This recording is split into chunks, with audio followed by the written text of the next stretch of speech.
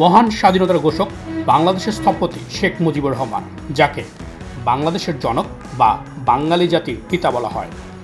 1975 সালে 15ই আগস্ট সপরিবারে তাকে হত্যা করা হয়। মুজিব হত্যার বিষয়টি নিয়ে দেশ স্তব্ধ ছিল। বিষয়টি সত্য নয়, বরং সত্য হচ্ছে প্রচার নিষিদ্ধ ছিল। 14 নম্বর মনোমিছিলটি ছিল যার জ্বলন্ত উদাহরণ। বাংলাদেশের আরেক উজ্জ্বল নক্ষত্র শহীদ প্রেসিডেন্ট জিয়াউর রহমান। তিনি বহুদলীয় গণতন্ত্রের প্রবর্তক, স্বাধীনতা সপক্ষে ঘোষকও তিনি। মহান স্বাধীনতা যুদ্ধে সেক্টর কমান্ডার ছিলেন। তিনি মহান স্বাধীনতা যুদ্ধে জ্যাট ফোর্স গঠন করে শত্রু মোকাবেলাতে স্বাধীনতা সংগ্রামকে আরও এক ধাপ এগিয়ে নিয়েছিলেন। 1980 সালের 30 মে রাতে একদল সেনা কর্মকর্তা চট্টগ্রাম সার্কিট হাউসে তাকে হত্যা করে। সেদিন তার জানাজাতে আনুমানিক 18 লাখেরও বেশি লোকের সমাগম হয়েছিল বলে জানা যায়। 1992 সালে রক্তপাতহীন গণ অভ্যুত্থানের মাধ্যমে রাষ্ট্রপতি আব্দুল সত্তারকে সরিয়ে ক্ষমতা দখল করেন সেনাপ্রধান জেনারেল এরশাদ।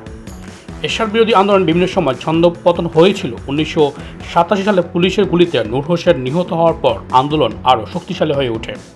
এ সময় রাজপথে একসাথে ছিলেন আওয়ামী লীগ, বিএনপি, জামাত। 1990 সালের অক্টোবর মাসে ছাত্র সংগঠন সর্বদলীয় ছাত্র ঐক্যের ব্যানারে এরশাদ পদত্যাগ করতে বাধ্য হন।